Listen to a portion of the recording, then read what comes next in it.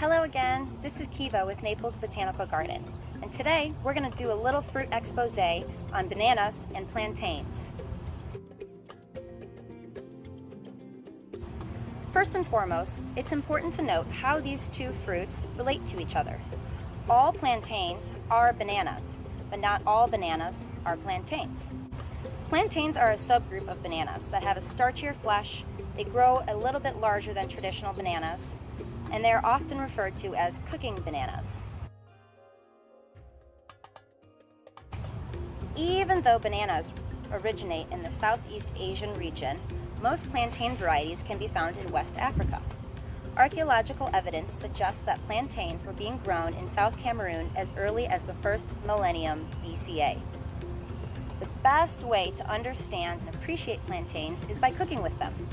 Today I'm joining Chef Jack from the Fogg Cafe to discover all the culinary fun that can be had with plantains and bananas. Let's see what he has in store.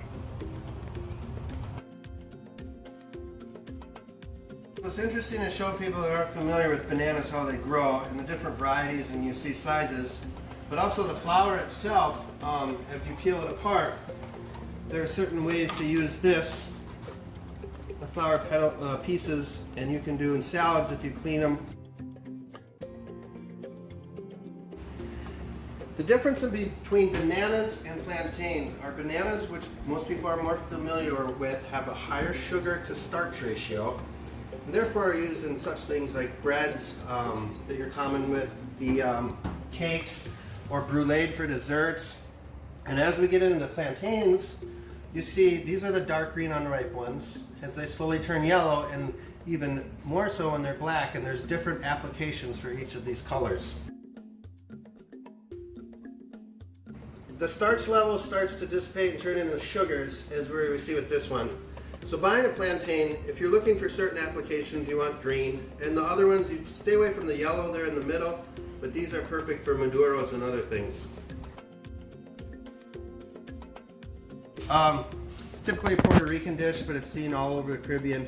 You take green plantains, peel them, mash them up, or fry them, mash them with garlic, lemon juice, and sometimes they'll even add pork rinds or chicharrones.